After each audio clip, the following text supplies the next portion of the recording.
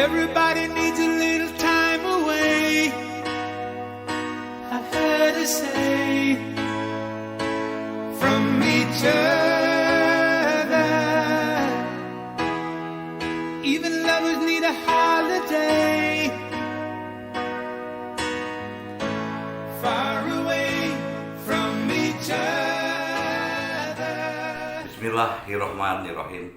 Assalamualaikum warahmatullahi wabarakatuh. Selamat sore guys. Hari ini kembali saya berbahagia bisa menyapa rekan-rekan saya semua yang saya cintai dalam rangka bela negara, nasionalisme, dan menyampaikan Islam dalam bingkai rahmatan lil alamin.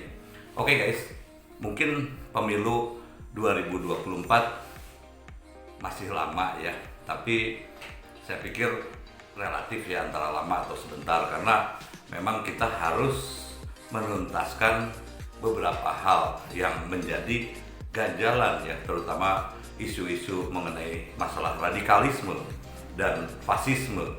Nah, kalau misalnya saya mengatakan bahwa kenapa fasisme ini begitu berbahaya, karena fasisme adalah bentuk faham untuk menekankan keseragaman atau satu sikap anti demokrasi di mana orang bisa dipengaruhi dan membenci hal yang lain. Kita telah mengalami masa-masa fasisme di mana kaum-kaum kiri atau sosialis itu dianggap musuh oleh negara ya, bahkan dengan stigma tidak beragama dan sebagainya. Padahal sebetulnya ukuran agama adalah ukuran kita pribadi.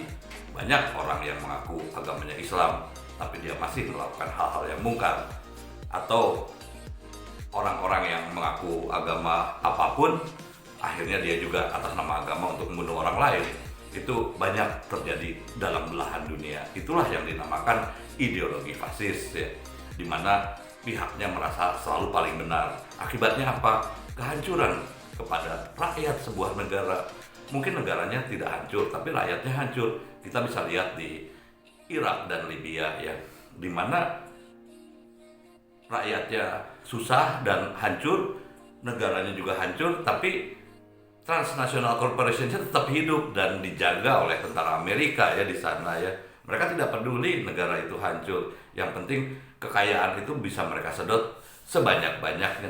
Dan itulah yang terjadi dalam kondisi perpolitikan yang ada di dunia. Jadi rakyat Indonesia ini jangan bodoh, karena transnational corporation ini pasti bekerja sama dengan orang-orang yang jahat ya, atau orang-orang atau politik ataupun agama. Mereka menggunakanlah cara-cara yang mencekram sebuah bangsa ya.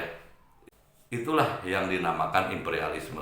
Oke guys, ada satu kekhawatiran saya mengenai masalah salah satu partai di Indonesia, yaitu PKS. PKS ini dulu dibidani oleh Hilmi Aminuddin. Hilmi Aminuddin ini adalah putra seorang Panglima DITII yang bernama Danu Muhammad Hasan.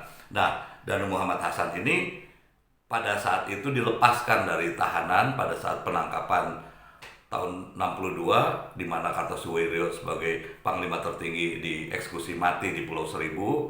Danu Muhammad Hasan ini sedang menjalani satu proses hukuman, tapi pada tahun 65 dibebaskan oleh pemerintah Orde Baru. Nah, konsep ini dinamakan tangkap dan jaring ya. Nah, konsep tangkap dan jaring yang dilakukan oleh Ali Murtopo, kita tahu Ali Murtopo adalah sekondannya dari Presiden Soeharto saat itu. Dia adalah seorang ahli intelijen dan dia begitu dekat dengan CIA. Dialah pelaksana atau desain mekanisme terjadinya pembantaian golongan kiri di Indonesia atau kaum sosialis. Kita bisa lihat tidak ada sisa satupun pejabat atau pahlawan zaman Soeharto yang mengalami nasib yang baik ya. Seperti 4 sekawan yang kita tahu pada saat Bung Karno diculik untuk memproklamirkan kemerdekaan, itu ada 4 orang ya. Pertama Aidit ya, kedua Wikanta, Sukarni, dan Hairul Saleh. Sukarni juga mati karena dituduh PKI. Terus kemudian Wikanta sama mengalami nasib yang sama. Terus Hairul Saleh juga meninggal di penjara dalam tahanan Orde Baru.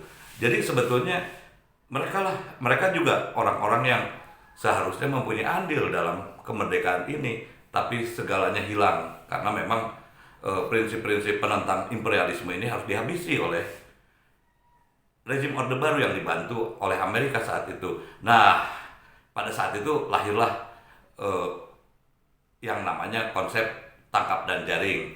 Nah, orang-orang DITI hampir semuanya dibebaskan, dipersenjatai oleh militer, kemudian mereka membantai orang-orang yang PKI. Nah, kemudian orang-orang DITI ini ditampunglah di dalam satu partai yang namanya Golongan Karya saat itu, ya bukan partai ya maksudnya, ditampung di Golkar untuk memenangkan pemilu. Kembalilah mereka juga melakukan intimidasi dari mulai daerah-daerah yang menjadi basis DITI saat itu.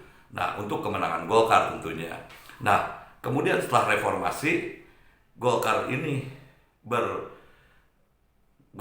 pecah menjadi berbagai partai ya. Ada yang partai Golkar, ada yang menjadi Partai Demokrat, ada yang menjadi Nasdem, ada yang menjadi Hanura, kemudian bahkan ke Gerindra ya. Nah, mereka masing-masing kembali kepada ideologi dari pemimpinnya masing-masing. Karena partai di Indonesia ini pada hakikatnya bukan berkedaulatan rakyat, tapi berkedaulatan orang-orang yang punya modal dan orang-orang yang punya pengaruh. Karena apa? Karena untuk menggalang satu partai ini butuh biaya yang sangat besar, berbeda dengan zaman dulu. Nah, setelah orang ini bisa mendirikan satu partai, dia bisa mempengaruhi konstituen di bawahnya dan bisa mendaftarkan, akhirnya bisa mendapat biaya dari negara untuk partai tersebut. Jadi ini pun juga merupakan PR dari kita. Tapi oke, saya lanjutkan mengenai masalah PKS ya. PKS ini memang adalah partai bentukan Orde Baru yang dibidani oleh Halim Murtopo ya saat itu, di mana Hilmi Aminuddin juga bisa bersekolah di luar negeri dibiayai oleh Halim Murtopo. Ini adalah menurut pengakuan Yusuf Supena yang juga pendiri PKS ya saat itu. Nah, kemudian akhirnya muncullah PKS. Kita bisa lihat kondisi mereka sendiri juga tidak punya pemimpin yang karismatik atau dianggap pemimpin karismatik karena mereka dikendalikan oleh rezim Orde Baru. Siapa yang bisa jadi pemimpin di PKS? Nggak ada. Adapun juga akhir-akhir ini mungkin ada reformasi, tapi itu pun muncul satu pertentangan. Jadi selama masih ada PKS mungkin terus terjadi perpecahan di Indonesia ya, kecuali memang jika mereka mau tobat ya dengan mengevaluasi. Ini juga merupakan PR dari pemerintah ya. Oke guys, mari kita lihat. Saya mengambil satu cuplikan video dari PKS. Mari silahkan kita lihat. Itu karena partai pemenang pemilu sekaligus pengusung Jokowi, PDIP enggan berkoalisi dengan partai tersebut. PKS mau saja kadernya jadi menteri Jokowi, tapi ditolak oleh PDIP dengan berbagai alasan. Pertama, ideologi PKS dengan PDIP berbeda, bahkan bertolak belakang. PDIP jelas menerima siapapun yang ingin bergabung ke partainya tanpa memandang suku, agama, dan ras atau sara. Sedangkan PKS yang beragama Konghucu jangan berharap bisa jadi kader partai ini, meskipun dia berintegrasi dan berkualitas. Tapi Al-Huda, warga Pasaman Barat yang mencabuli anaknya 7 tahun berturut-turut bisa jadi caleg PKS karena faktor seiman. Kedua, PKS kerap memainkan isu SARA untuk kepentingan politik. Seperti yang pernah diungkapkan oleh Yeni Wahid, bahwa partai yang pernah dipimpin oleh Lutfi Hasan Ishak tersebut yang memulai menyerang lawan politik pakai isu SARA. Jadi, selama PDIP berkuasa, semua itu pula PKS harus berada di luar pemerintahan. Lagi-lagi bukan karena PKS yang mau, tapi karena terpaksa. Dari sini juga dapat kita simpulkan bahwa PKS berada di luar pemerintahan tersebut bukan karena mereka setia sama Gerindra dan Prabowo, tapi karena tidak ada pilihan lain. Dan berdasarkan apa yang terjadi, Prabowo sangat menyadari hal ini. Lihat saja perlakuan Gerindra terhadap partai itu, sama sekali tidak menunjukkan kalau mereka berteman. Oke guys, jadi jelas ya. Jangan sampai kita kembali dibuat satu polarisasi atau perpecahan bangsa dan sebagainya dengan intimidasi ataupun dengan slogan-slogan fasisme, baik itu berdasarkan agama atau apapun, atau untuk komunis atau apapun. Kita harus berpikir cerdas. Jadi fahamilah politik, bahwa masa depan kita sangat tergantung oleh perpolitikan di negeri ini. Itu hanya gambaran. Jadi kita lawan semua infiltrasi asing yang ada di Indonesia. Oke, assalamualaikum warahmatullahi wabarakatuh.